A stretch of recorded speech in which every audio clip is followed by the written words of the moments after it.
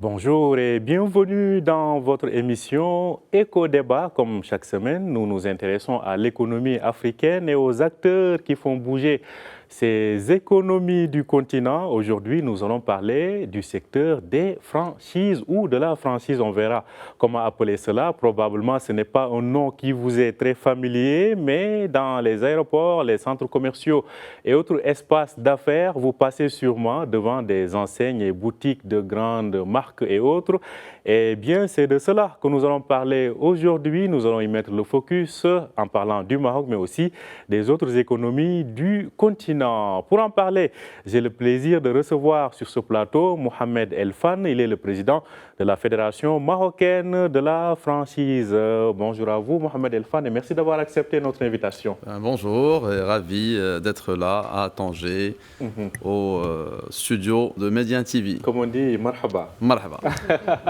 Marhaba également à Jamila Rezkani, elle est la cofondatrice de 212 Holding Food.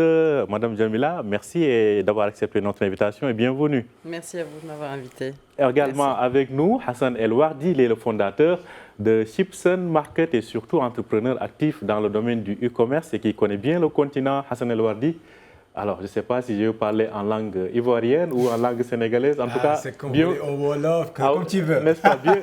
Bienvenue dans Éco-Débat. Merci beaucoup. Alors, comme je le disais à l'instant, l'objectif aujourd'hui, c'est de mieux comprendre cette activité qui est au cœur de notre quotidien, mais peut-être que beaucoup de gens ne connaissent pas.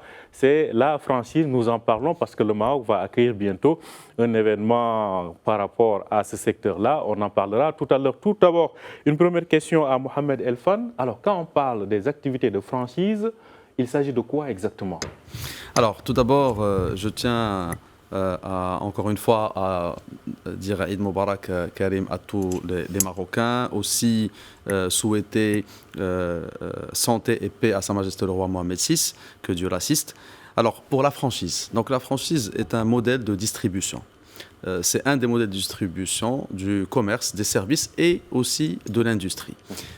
Une franchise, c'est un modèle économique, c'est un concept ou un modèle économique qu'on développe, qu'un entrepreneur va développer, va outiller et va pouvoir le dupliquer en s'affiliant à d'autres partenaires franchisés qui vont pouvoir développer ce concept. D'accord. Est-ce que c'est des partenaires totalement étrangers ou qui peuvent être dans le pays même? Très bien. Alors, d'abord, on appelle l'entrepreneur qui développe le concept un franchiseur. Donc, le franchiseur, d'abord, il doit prouver son concept ou son service, ça veut dire sa franchise au niveau local. Une fois qu'elle est approuvée et qu'il a mis en place tous les outils nécessaires et les procédés nécessaires pour pouvoir le développer, à ce moment-là, elle est capable aussi bien d'être développée localement à travers des franchisés ou de se développer au niveau régional ou international à travers des master franchisés ou des franchisés. Tout dépend, encore une fois, de la stratégie du franchiseur. D'accord. En tout cas, c'est intéressant à noter et au cours de cette émission, on va essayer d'en savoir davantage. Alors, Jamila Rezkani, vous êtes dans le domaine de la restauration et là aussi, on peut parler de franchise. Expliquez-nous plus en détail. Exactement. Aujourd'hui, le modèle de la food est l'un des modèles de franchise les plus déployés mondialement. Car aujourd'hui, c'est vrai que la food, c'est un modèle de franchise qui est très facile à déployer en réseau pour vraiment déployer et développer son réseau de franchise. Donc, c'est un domaine où il est très facile, en fait, d'avoir le nom d'autres marques, peut-être nationales ou étrangères, et de les déployer dans le domaine de la restauration. Alors, pour nous, moi, en tant que marque marocaine, 100% marocaine et franchiseur, je développe des franchises.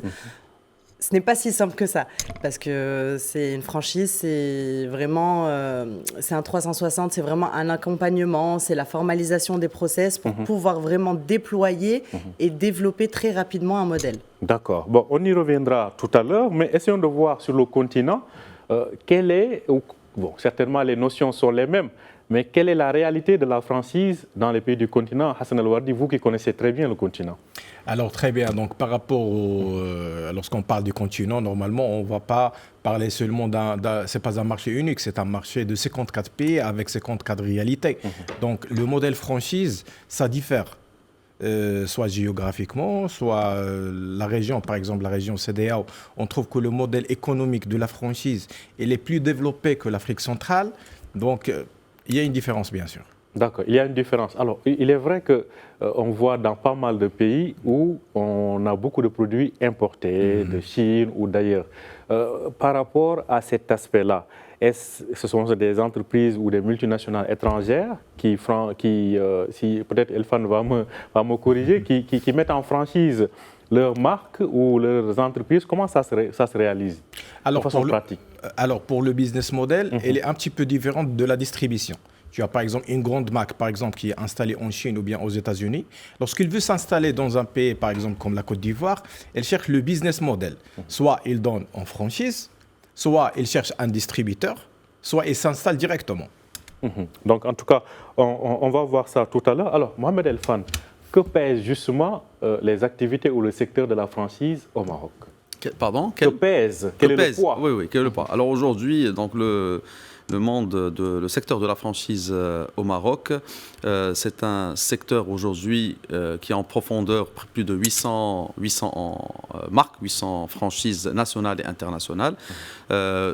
Jusqu'à aujourd'hui, il y a une représentativité de pas plus de 30% de marques marocaines par rapport à ce chiffre. C'est en termes de chiffre d'affaires, donc il représente pas plus que 1% du PIB. Parce que aujourd'hui, la franchise au Maroc, que ce soit dans le secteur du commerce, service, encore une fois, industrie, sur le volet global, donc si on prend le chiffre réalisé globalement, on est toujours sur du 20 à 30% du PIB national.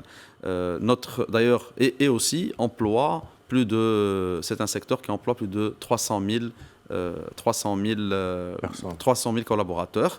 Il y a aussi un chiffre qui est très très important, c'est que quand on dit que nous avons plus de 800 franchises au Maroc, on parle aussi de plus de 7000 on va dire, points de relais, c'est-à-dire ou points de vente ou entreprises qui opèrent dans ce secteur. Aujourd'hui, l'une des forces de frappe du secteur de la franchise, c'est que c'est pour nous le moyen, pas unique, mais c'est un moyen fondamental pour transformer le commerce traditionnel en commerce moderne, et la structuration du commerce ne peut passer pour nous que par le biais de la franchise, à l'instar de ce qui s'est fait au niveau international, que ce soit au niveau États-Unis ou l'Europe ou aussi l'Asie. Aujourd'hui, on voit la Malaisie, la Turquie. Ça fait maintenant plus de 10 ans qu'ils ont mis en une stratégie très forte pour pour structurer le commerce et les services par rapport à la franchise. D'accord. Alors, en tout cas, c'est intéressant à noter. On reviendra tout à l'heure justement sur certains aspects de développement de ces activités de franchise au Maroc. Alors, Djamila Reskhani, dans le domaine de la restauration aujourd'hui, a-t-on des franchises plus marocaines ou bien des franchises, disons, internationales? Alors aujourd'hui au Maroc, la tendance est plus internationale. D'accord. C'est plus international, mais il y a une montée en puissance du Made in Morocco et des brands marocaines. Et dans quel, disons, secteur? Est-ce que c'est de la street food ou bien du fast food? Dans quel secteur on retrouve plus ces marques marocaines? Écoutez, vraiment toutes sortes on est énormément sur la street food, on est aussi sur un petit peu plus haut de gamme. On a une diversité en termes de brands marocaines sur vraiment tous les secteurs de la food. Est-ce que ces marques marocaines aujourd'hui, bon, il est vrai qu'ils sont pour le moment dominées par l'international, est-ce qu'il y a une dimension d'exportation ou de s'internationaliser elle aussi, notamment vers le continent? Bien sûr, et d'ailleurs... On a aujourd'hui historiquement plusieurs brands de 100% marocaines qui ont réussi et qui font un travail vraiment magnifique pour exporter leur marque et qu'ils ont déjà exporté leur marque dans plusieurs pays. En tout cas, c'est un domaine important. Alors, Hassan El Wardi, vous avez été au Sénégal, en Côte d'Ivoire et d'activités entrepreneuriales dans bien des pays du continent.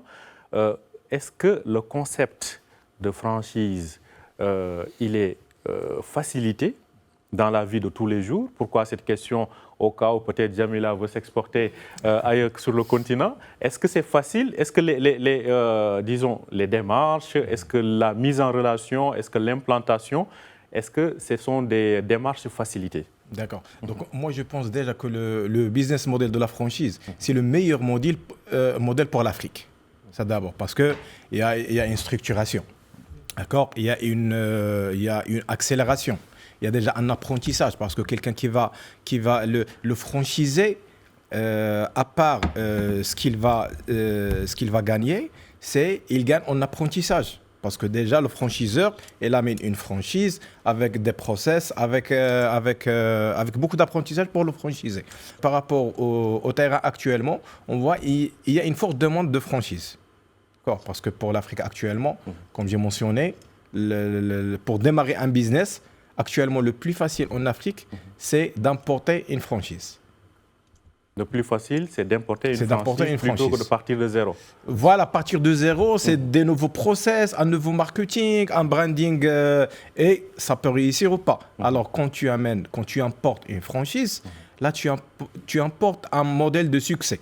D'accord. C'est une marque qui a déjà eu du succès, qui a déjà, comment dirais-je, qui a déjà sa boîte à outils pour partir dans un autre pays. Mais est-ce qu'il n'y a pas peut-être une sorte d'opposition des fois?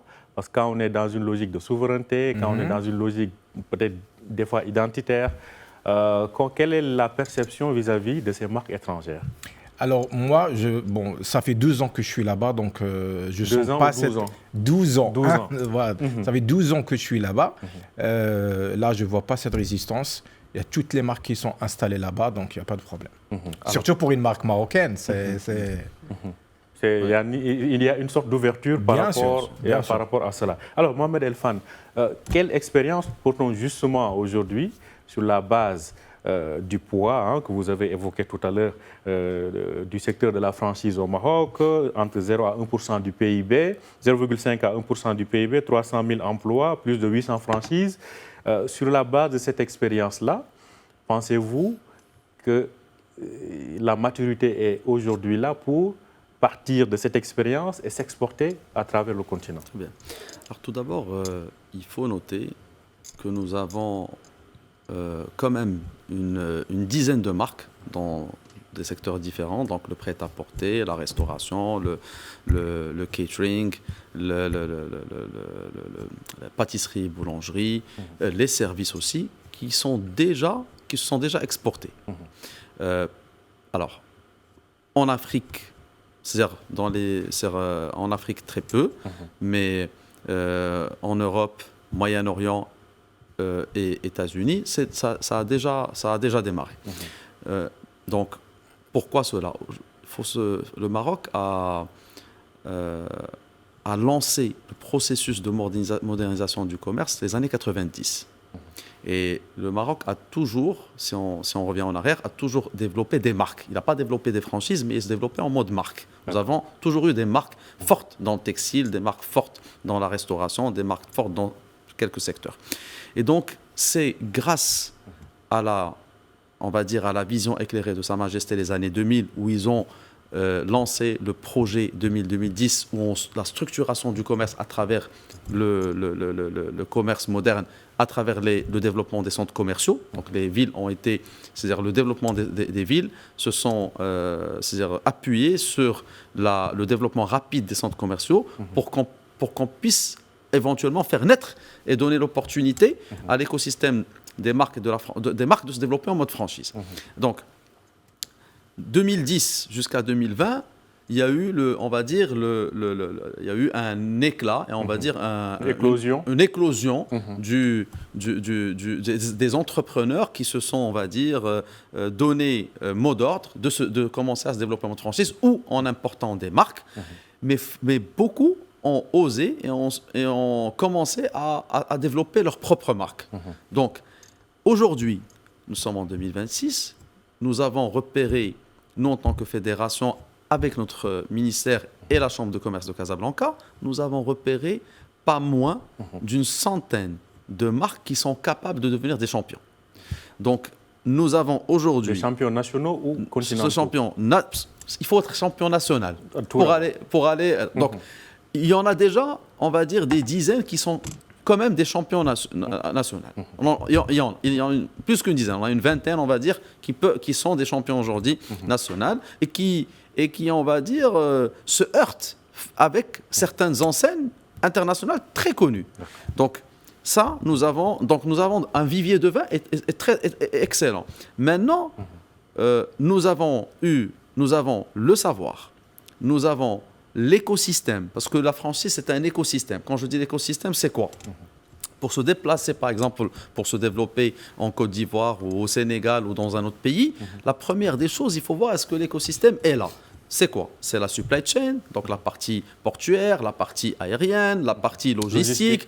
La partie, on va dire, prestation de services, donc cabinet, agence de com, donc tout cet écosystème. Et c'est pour ça que d'ailleurs, moi je tiens à faire le point par rapport à notre ami Si Hassan, qui est aujourd'hui leader du last mile dans ces pays-là et qui a, à travers ces 12 dernières années, connu et reconnu les avantages et aussi les difficultés pour pouvoir devenir champion et comment il faut devenir champion.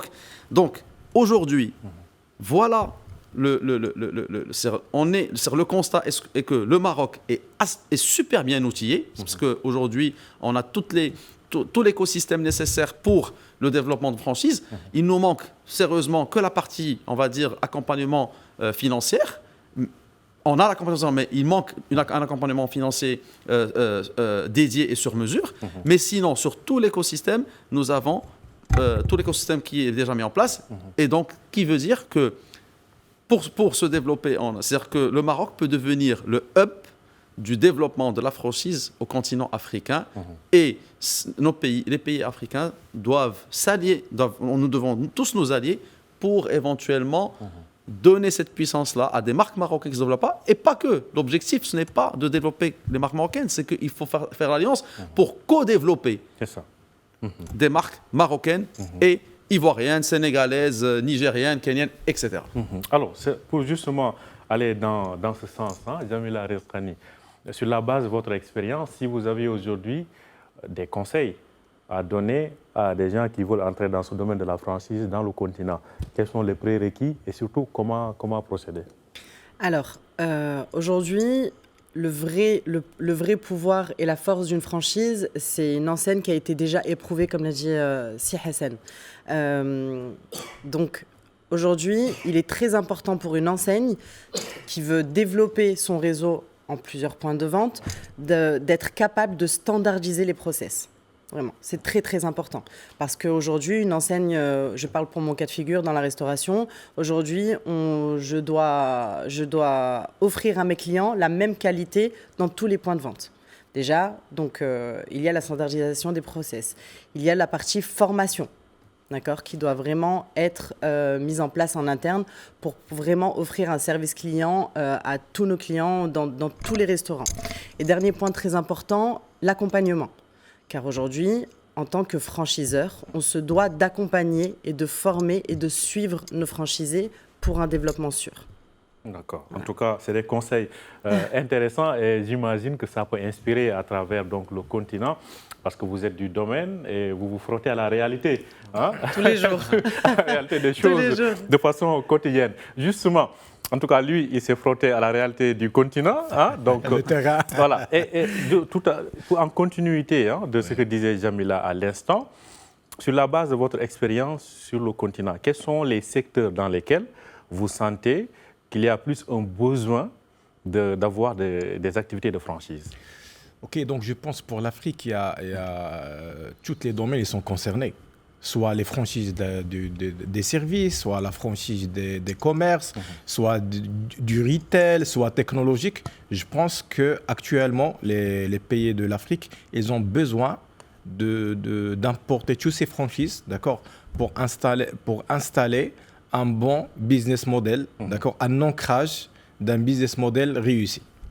Alors, est-ce que aujourd'hui, en termes de ressources humaines, en termes de qualification, pensez-vous qu'on a déjà compris ce qui se passe au niveau mondial pour pouvoir s'allier à ça? Je prends l'exemple des marques, par exemple, de la restauration, comme dans le cas de Jamila. On a des marques internationales qui trouvent que ce n'est pas encore adéquat de s'installer dans certains pays. Je n'ai pas envie de citer de nom, mais on parle de marques internationales mondialement connues.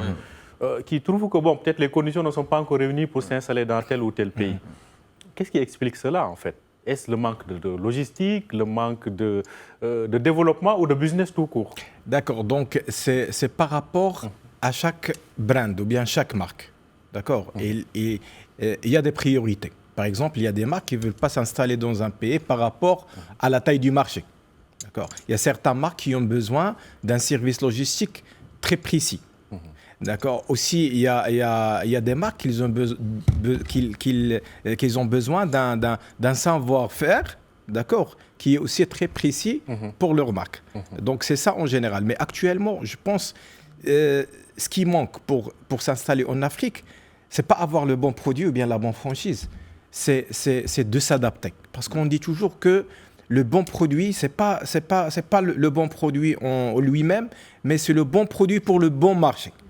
Donc, la plupart, moi, pendant toutes ces années, j'ai vu pas mal de franchises européens ou bien américains qui sont venus, ils sont s'installer, mais ils n'ont pas pu durer.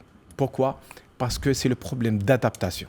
On doit s'adapter. Il y a certaines réalités, on peut pas tout changer. Donc, pour réussir en Afrique, c'est l'adaptation. Donc, il faut s'adapter aux réalités. Alors, Mohamed Elfan, en tant que président de la Fédération marocaine de la franchise, j'imagine que vous êtes en contact étroit avec vos collègues du continent. Voilà. Sur la base de ces échanges, est-ce qu'il y a des projets communs? Est-ce qu'il y a peut-être une fédération africaine? Qu'est-ce qui se cuisine? Alors, vous avez mis le point sur un sujet très sensible et très important et très pertinent. Alors, en fait, de manière très simple, d'abord, il faut savoir qu'on travaille étroitement avec 3 ou 4 pays, donc dont la Côte d'Ivoire, le Sénégal, le Nigeria, le Kenya et la Gambie. Donc, l'idée de base, c'est que nous les avons sérieusement, c'était une démarche du Maroc, donc de la fédération marocaine, où nous les avons sollicités pour constituer une confédération de la franchise. Mais avant tout, avant de créer cette confédération, c'est que chaque pays doit avoir son association, sa fédération. Donc d'ailleurs, l'association sénégalaise de la franchise a été créée à l'instar de nos recommandations. Alors nous avons aussi, et entre guillemets, pour le dire, on a essayé aussi de récupérer et de rattraper le fait que d'autres pays au niveau international et européen de vouloir, on va dire, rentrer rapidement et prendre le dessus. Moi, je vais le dire de manière très claire. On a privilégié l'Afrique qui fait confiance à l'Afrique. Mon objectif, c'était de dire ça. Attention, travaillons ensemble et mettons nos efforts, c'est-à-dire mettons nos efforts main dans la main, et on y arrivera. Aujourd'hui, le Maroc a tout pour accompagner et pour co-développer et co-construire.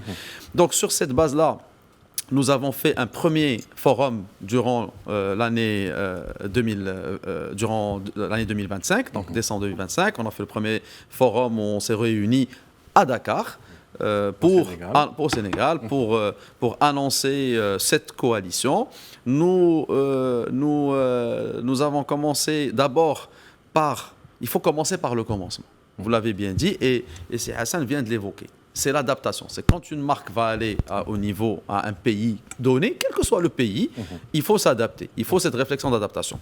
Alors, moi, je dis, c'est très simple. Le Maroc a pu bénéficier de l'expérience et de l'expertise de l'international, des marques américaines et des marques européennes. Il faut rendre à César ce qu'il y a à César. Parce que c'est eux qui avaient le process, les procédés, et c'est de là où nous avons, nous, Marocains, pu apprendre pour commencer à dupliquer. Parce que, donc il ne faut pas réinventer la roue, il faut d'abord récupérer. Et ça, c'est un. Donc nous, qu'est-ce qu'on se dit? On se dit aujourd'hui, nos pays amis devraient commencer par s'allier avec des marques marocaines, co-construire ensemble le développement de marques marocaines, ce qui va leur permettre d'abord de structurer l'écosystème, parce qu'on va dire une marque marocaine, les marques marocaines vont être beaucoup plus agiles dans leur approche de développement au sein de ces pays, et donc de nos pays frères africains.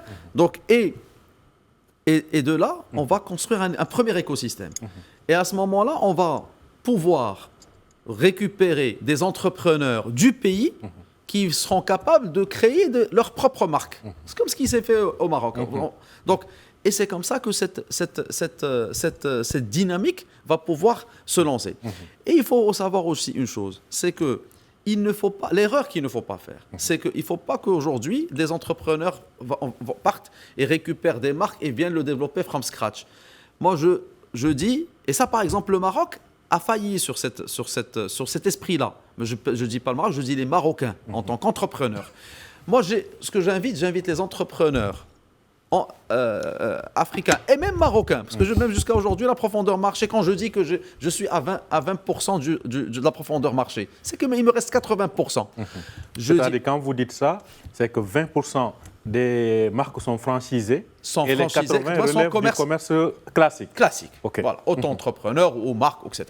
Je leur dis, il faut tout de suite s'adosser à des franchises pour qu'on puisse structurer notre économie et pour qu'on puisse avoir des marques fortes. Et c'est ce qui va permettre à cet entrepreneur, peut-être qu'il aura une phase de déclin, on va dire pas déclin, mais une phase de turbulence. C'est clair, parce que tu gagnais, je dis n'importe quoi, 20%, tu vas passer à 15% ou à 12%, c'est pas grave.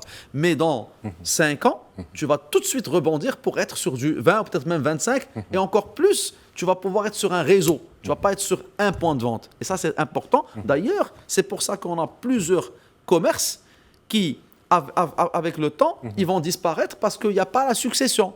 Or, que quand tu es affilié à un mode de franchise, la continuité, elle est assurée parce que tu es dans un tu es intégré dans des process et des procédés et qui est comme on dit dans le Maghreb, qui est Ahmed ou Mohamed, c'est la même chose. Donc, il y a une continuité. Maintenant, pour moi, pour l'Afrique, c'est ce que nous recommandons, c'est ces commerçants qui existent déjà doivent oser, avec bien sûr les institutions qui doivent les aider, avec des financements dédiés, pour leur permettre de faire cette transformation du commerce traditionnel en mode franchise. Et juste pour vous donner l'exemple, un petit exemple. Quand j'ai une droguerie ou un restaurateur, c'est-à-dire qu'il est déjà restaurateur au Sénégal, en Côte d'Ivoire. Donc, il connaît le métier, il maîtrise, il marche bien. Donc, pour cette personne-là, elle aura de la facilité à ramener une marque comme une marque du groupe, par exemple, de Jamila ou d'autres entrepreneurs marocains, à l'installer que celui qui va venir prendre une marque et qui va vouloir commencer à zéro. Donc, c'est de là que ça doit démarrer. En tout cas, c'est important et ça nous plonge, en fait, dans certaines réalités. Bon, est-ce que c'est toujours avantageux de s'adosser à une marque ou est-ce qu'il y a d'autres problèmes qui peuvent surgir et qu'il faut gérer? Alors, écoutez, c'est toujours plus avantageux de s'adosser à une marque. Je vais vous expliquer pourquoi. Aujourd'hui, nous, on est un peu le test drive de la marque en tant que fondateur de la franchise. C'est-à-dire que nous, on éprouve dans tous les sens du terme le concept avant de le proposer en franchise. C'est-à-dire qu'aujourd'hui, moi, quand je lance un concept de franchise dans le fast-food, c'est un concept que j'ai déjà éprouvé en amont. Marketing, supply chain, process, formation interne, structuration, design, service client et surtout, le consommateur. Parce qu'aujourd'hui, nous, le groupe 212 Holding Food, on est très à l'écoute de notre consommateur, surtout la tendance actuelle, très Instagram, très tendance, réseaux sociaux. Donc, on répond à cette demande-là aujourd'hui. Donc, en répondant à toutes ces demandes, toutes ces petites choses font une équation qui font que quand on propose une franchise à des investisseurs, on a éprouvé le modèle économique. Le franchisé vient, investit, il investit dans une marque, c'est-à-dire que c'est des droits d'entrée avec des redevances mensuelles, mais il est sûr d'avoir une marque qui est déjà développée, qui a déjà travaillé sur plusieurs points, qui lui aurait pris, lui, s'il aurait pris son budget, un budget à lui seul et il aurait créé un concept déjà, ça lui aurait demandé beaucoup plus de temps. Donc, on facilite, on fait gagner du temps à ses futurs investisseurs, vraiment. Donc, faire gagner du temps, je pense que c'est Et de l'argent. C'est le mot-clé. Et de l'argent aussi. Hein, de l'argent. Donc, je pense que c'est intéressant. Alors, Hassan El Wardi, dans le continent, aujourd'hui, vous avez... Sur la base de ce que vient de dire tout à l'heure Mohamed Elfan et ce qu'on vient d'entendre de la part de Jamila, est-ce qu'il y a des facilités justement pour les investisseurs qui veulent se franchiser ou s'allier à d'autres marques pour mobiliser du financement? Est-ce que cette question, parce que je pense que ce qu'on vient d'entendre, c'est qu'il faut amener son argent et s'allier à un modèle qui est déjà éprouvé ou qui est déjà a du succès. Voilà. Est-ce que la mobilisation du financement pour les investisseurs dans le continent, est-ce que cela, c'est facile? Non, c'est pas facile. C'est pas facile, d'accord. Mais je pense, moi, au départ, pour l'Afrique en général, ça doit déjà passer par l'éducation. C'est éduquer les gens, éduquer les entrepreneurs à la franchise. C'est quoi être un franchiseur? C'est quoi aussi avoir une franchise? Moi, je pense que c'est là. Là, dès qu'on commence, parce que pour l'Afrique en général, mon ami va me confirmer, la franchise, être franchiseur en Afrique, c'était loin. On ne voit pas beaucoup de franchiseurs. Alors maintenant, actuellement, on voit avec la fédération, on voit qu'il y a beaucoup de franchiseurs. Et il y a déjà beaucoup de franchiseurs qui sont déjà fait le départ pour l'Europe, les États-Unis, le Moyen-Orient et l'Afrique aussi. Donc, pour répondre à votre question, ce n'est pas si facile. C'est parmi les défis défis de mobilisation du financement. Voilà. Est-ce que dans votre coopération avec vos homologues, vous avez cité ces 4 pays tout à l'heure, 2 pays anglophones et 2 pays francophones, cet aspect-là, est-ce qu'il est mis en avant? Est-ce qu'il y a des outils, peut-être d'expérience, de partage d'expérience, pour les permettre de venir à bout de ces obstacles financiers, ou tout simplement on va dire que pour entrer dans ce monde de franchise, il faut être déjà riche pour le faire? Non. Alors d'abord, j'aimerais rebondir sur un point très important, c'est que dans le modèle de franchise, comme a cité Jamila, alors un franchiseur, c'est un entrepreneur qui a pris l'initiative de développer, de se développer en mode franchise, de créer un concept en mode franchise, il va aller. En fait, quand tu veux créer un business, de quoi tu as besoin? On va rappeler les choses très simplement. D'abord, tu dois développer. D'abord, tu dois avoir l'ADN du, c'est-à-dire le concept, le service que tu vas offrir. 1. 2. Une fois que tu as le service, tu dois essayer de challenger le modèle économique. Comment tu vas gagner? J'ai le concept, mais est-ce que ce service va me faire gagner de l'argent? Donc, il faut que je trouve le concept.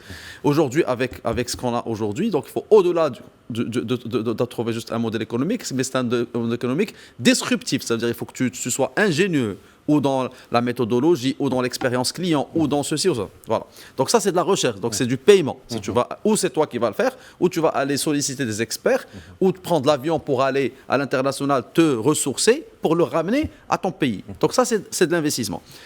Troisième des choses, une fois que tu as ces 2 éléments-là, il va falloir le développer. Donc il faut tout un procédé d'investissement, architecte, agence de com, branding, et ainsi de suite.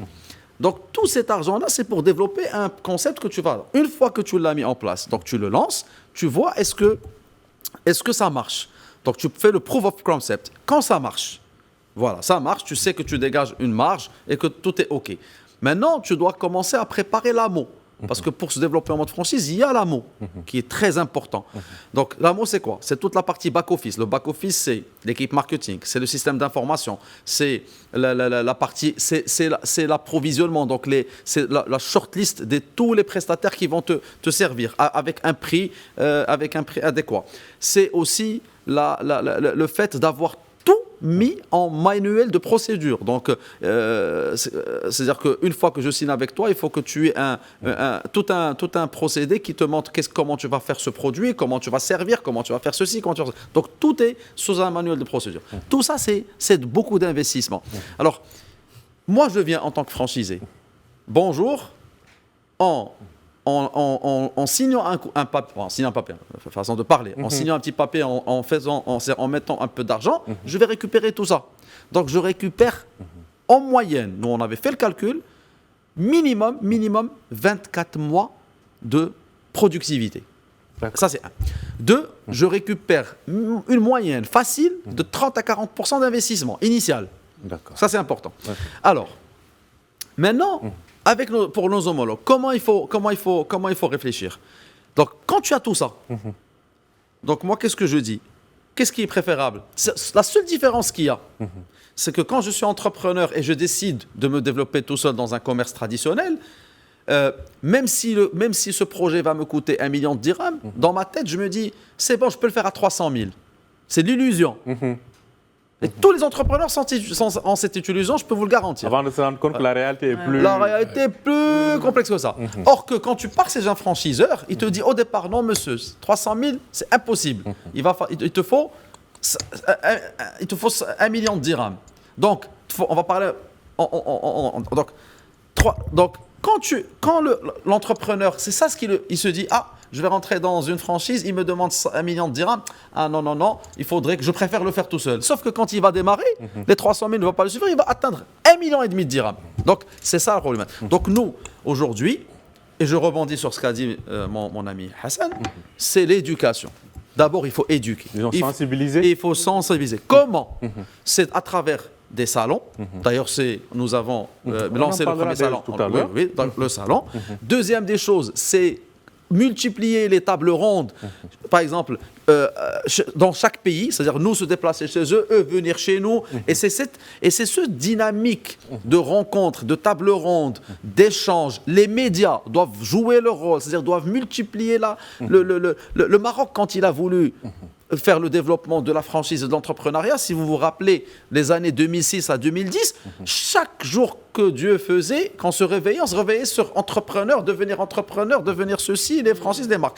Et c'est ça ce qui va aller éduquer. Il faut aller vers les universités, parce que, je vais vous dire une chose, savez-vous une chose? Pourquoi aux États-Unis, on a aujourd'hui, et aujourd'hui aussi en Malaisie, on a... Bon, les États-Unis, on est à 80% de commerce et services et industries qui sont en mode franchise et que 20% en mode traditionnel. En Europe, la France, on est à 60-40, parce qu'ils ont compris aussi. Et aujourd'hui, et pourquoi? Vous savez le secret aux États-Unis? Un enfant, quand il rentre à 3 ans à l'école, la première des choses qu'ils vont lui donner à faire, c'est quoi? Dessine ton concept. Et il démarre. Imaginez, à l'âge de 5-6 ans, il a déjà en tête, il dessine des enseignes américaines et il dessine comment il se développe. Ça veut dire qu'il... L'esprit de l'entrepreneuriat. Et dans leur kermesse, vous savez qu'est-ce qu'ils font dans leur kermesse? Ils sont obligés de créer leurs produits, de faire leur branding et de le vendre à travers le branding et d'affilier leurs amis qui n'ont pas les moyens de le faire à travers la franchise. Donc comment veux-tu que ce gars... Donc c'est une question de mindset. De mindset, d'éducation. De mindset. Alors, il nous reste peut-être une dizaine de minutes. Jamila, vous pouvez prendre le temps de développer si vous voulez. Alors, quand on entend tout ceci, on se rend compte quand même que pour se lancer dans le monde de la franchise, il faut peut-être avoir un certain... C'est vrai que ça nous permet de gagner de temps et de l'argent, comme vous l'avez dit tout à l'heure, mais il faut aussi avoir une certaine assise financière solide. Aujourd'hui, les marques franchisées, vous, au début, je pense, vous étiez franchisé à une marque. Peut-être ce n'est pas, vous nous expliquerez, mais comment est-ce facile de passer de quelqu'un qui s'adosse au concept franchisé jusqu'à devenir un exemple qui développe des marques auxquelles d'autres viennent se greffer. Ok. Alors, un peu pour vous raconter un peu l'historique du groupe 212 Holding Food. Le groupe et le fondateur, alors avant 212 Holding Food, on a une très belle success story marocaine. C'est ça. Nous, on est une famille, on est une entreprise familiale avec mes frères et sœurs. Et notre premier success story, c'est Tacos de Lyon. D'accord. On a créé Tacos de Lyon. Il est vrai, quand on entend son nom, on a l'impression que ça vient de l'étranger. Exactement, parce qu'on s'est influencé vraiment des recettes et de la tendance française qu'on a importée au Maroc en 2011. D'accord. Il faut savoir que Tacos de Lyon, c'est pour moi une success story marocaine créée par des Marocains sur tout le territoire marocain. On est arrivé quand même en 2018 à plus de 58 points de vente ouverts sur tout le Maroc. D'accord. Il faut savoir que c'est une marque qui a été vendue, rachetée par un groupe français l'an dernier. Donc après, voilà, cette belle expérience pendant 10 ans, on a décidé de vendre la marque pour revenir vraiment avec un nouveau groupe, avec plusieurs marques. Toujours 100% marocaine. 100% marocaine. Donc vous, on peut dire que vous avez vous avez inspiré de façon inverse, c'est-à-dire vous avez développé un concept marocain entre guillemets franchissable, qui a fini par inspirer être donc racheté par des marques étrangères. Je pense que ça, c'est un exemple important. Alors, Hassan El Ouardi, avant de revenir avec Sylphane sur le salon, aujourd'hui, si vous avez un conseil à donner aux partenaires du continent par rapport à cet univers de la franchise, quels sont ces conseils que vous auriez à leur donner? Alors, le conseil que je vais donner, c'est déjà de s'exporter. D'accord, c'est d'avoir le courage même qu'on est actuellement, par exemple, on est une marque, d'accord, on peut être franchiseur. Bien sûr, à l'aide, on est en train de travailler avec mon ami sur ça. Il y a chaque marque marocaine, il peut être franchiseur, d'accord, pour tout le continent africain. Donc actuellement, l'Afrique, c'est le présent et c'est le futur aussi, donc, pour la franchise. Il ne faut pas avoir peur donc, de se lancer dans cette franchise-là. Voilà. Donc le développement économique sur place permet de rentabiliser? Bien sûr. Bien sûr. Par exemple, les exemples que vous pouvez nous donner de pays concrets? Alors, nous, par exemple, on a réussi pendant 5 ans, on a réussi d'accord, à accompagner plus de 12 000 e-commerçants, d'accord, qu'ils ont réussi à vendre leur marque dans 10 pays. D'accord. Donc c'est comme on a il y a une consommation. Donc comme il y a une consommation actuellement, donc la franchise, elle a toutes ses chances pour réussir. Et la franchise, comme je dis toujours, la franchise c'est la confiance. Quand tu développes une franchise, c'est avoir une identification. C'est pas comme un business normal aujourd'hui. Demain, si tu pars dans un autre pays, c'est pas comme partir avec une franchise. Alors, quand on voit aujourd'hui, dans le cas du Maroc, on a des produits qu'on ne trouve peut-être parfois qu'au Maroc. Je pense par exemple à l'huile d'olive, l'argagné, entre autres. Ouais. Quand je dis qu'on ne trouve pas qu'au Maroc, en tout cas comparé à certains pays d'Afrique subsaharienne. Ouais. Alors, est-ce que c'est facile dans ce contexte-là d'avoir des franchises dans certains secteurs qui font aujourd'hui l'identité des marques marocaines? Bon, actuellement, c'est le travail de la fédération, d'accord, parce qu'il y a plusieurs marques qui exportent vers l'Afrique, d'accord, mais pas en mode franchise, parce que le modèle franchise, il est un petit peu différent d'exporter un produit comme ça pour un pays commercial.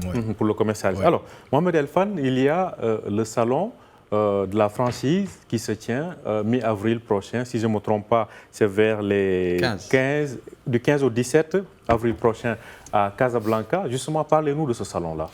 Alors, d'abord, ce salon est venu après le succès du salon de l'année dernière, où nous avons, pour une première édition, pu réunir plus de 80 marques. Nous avons pu recevoir plus de 18 000 visiteurs sur les 3 jours. avec plusieurs délégations de l'international africaine, asiatique et américaine et aussi du Moyen-Orient. Alors cette année, la particularité d'abord, c'est qu'on sera sur une moyenne de 120 franchiseurs, 120 nouvelles marques. Dans ces 120 marques, on aura une moyenne de 30 à 40% nouvelles marques, ou marocaines ou internationales.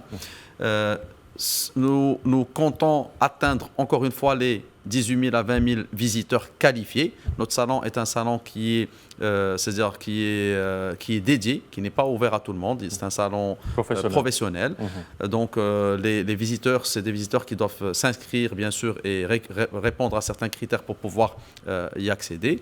Et puis c'est un salon qui offre deux opportunités. L'opportunité commerciale, donc la possibilité de mettre en avant la marque à travers de l'exposition, et aussi le côté scientifique où nous avons prévu cette année plus de 6 panels et 3 panels en format TEDx. Nous allons recevoir une dizaine d'experts internationaux qui vont venir d'Espagne, des États-Unis, du Moyen-Orient, d'Afrique et d'Europe, qui vont exposer chacun d'eux dans son domaine de prédilection, que ce soit le côté légal, le côté branding, le côté système d'information et intelligence artificielle par rapport à ce domaine-là, le côté médiation. Donc, tout l'écosystème de la franchise à travers les experts. Donc, ça va être pour nous l'opportunité, encore une fois, de nous réunir en tant qu'Africains et c'est encore une fois, donc ça va être pour moi, pour nous plutôt en tant que fédération, le hub et le centre d'échange et d'éclosion pour aller se développer en mode Afrique. Donc, j'invite tous les entrepreneurs qui ont déjà un concept ou qui ont une franchise, qu'elle soit marocaine ou africaine ou internationale, de venir à ce salon. Aussi à tous les entrepreneurs qui ont des idées ou qui ont un commerce, de venir visiter le salon, parce que ça va être l'opportunité, ou de s'adosser à une franchise, ou au mieux, c'est de faire des rencontres avec des experts et de comprendre comment se structurer et comment aller à une vitesse supérieure. Et aussi, ça va permettre à certains commerçants de pouvoir sortir de leur petite coque, donc de sortir de leur zone de confort et se dire, il va falloir qu'on se modernise et qu'on s'intègre dans certains modèles. Donc, ils seront tous les bienvenus du 15 au 17 avril 2026 à Casablanca, à l'OFEC. Et il y a une particularité pour tous les Africains qui viennent c'est-à-dire qui viennent de subsahariens, qui viennent spécialement pour le salon, ils auront des invitations avec des accès à tout ce qui est scientifique gratuitement. En tout cas, c'est à suivre. Un dernier point, vous l'avez évoqué indirectement tout à l'heure, Jamila Rizkani, c'est le côté réseaux sociaux, exposition. Et je pense que peut-être beaucoup de visages aussi, beaucoup vous reconnaissent votre visage dans ce sens-là. En quoi cela peut être un plus? Vis-à-vis de moi ou vis-à-vis des de façon générale, des tendances oui. Aujourd'hui, notre groupe est assez connu au Maroc parce que justement, le groupe de 112 Holding Food aujourd'hui développe toutes ces petites spécialités vraiment tendances sur les réseaux sociaux, c'est-à-dire le kebab, le chicken, qui est l'une de nos marques très fortes en ce moment, avec déjà plus de 12 points de vente ouverts à travers tout le royaume du Maroc, et qui arrive avec un beau plan de développement avec des futurs franchisés. On devrait atteindre normalement, avec les signatures qu'on vient de faire, un réseau de plus de 30 boutiques d'ici 2026. Donc ça montre vraiment que la tendance chicken, qui est aujourd'hui à l'international le produit phare de la street food, dans le top 3 des produits phares, montre vraiment que quand nous on le développe, on l'éprouve, il marche, et c'est la tendance, et les Marocains adorent. Donc en un moment, vous réhabillez ces tendances-là selon les réalités et les tendances locales. Toujours. On est obligé de s'adapter à la tendance marocaine. Aujourd'hui, le consommateur marocain, on le connaît. On le connaît, on l'a éprouvé sur pas mal de choses, en termes de goût, en termes de design, en termes de graphisme, en termes de marketing, en termes d'approche. Donc aujourd'hui, oui, on connaît très bien le consommateur marocain et on adapte nos produits aux consommateurs marocains. Il nous reste à peine une minute. Le mot de la fin sur Hassan El Wardi. Les tendances sur ces réseaux sociaux, le consommateur africain, il s'identifie de quel côté? D'accord, donc actuellement, chaque franchise ou bien franchiseur, actuellement à travers la fédération, il peut lister sa franchise dans notre marketplace, Chipsen Market, et n'importe quel entrepreneur africain, il peut, à travers toujours la fédération, il peut contacter la fédération, d'accord, pour l'aider à choisir la bonne franchise. Bon, en tout cas, le message est lancé et ce sera le mot de la fin. Merci à vous trois d'être venus dans nos locaux pour nous expliquer, nous vulgariser ce concept. Mohamed Elfan, vous êtes le président de la Fédération marocaine de la franchise. Merci d'être passé. Merci également à Jamila Rezkani, cofondatrice donc de 212 Holding Food Group. Merci d'être passé, Jamila. C'est un plaisir de vous recevoir. Merci. Ainsi qu'à Hassan El Wardi, je vais le qualifier de globe-trotteur africain, qui qualifie le continent, qui est donc fondateur de Chipsen Market. Merci à vous trois d'être passés pour nous expliquer davantage ce concept. Merci à vous aussi de nous avoir suivis. Bonne suite de programme sur Média et au plaisir de vous retrouver la semaine prochaine. Je rappelle que vous pouvez retrouver cette émission sur notre site www.medientv.com. Bonne suite de programme sur Média TV.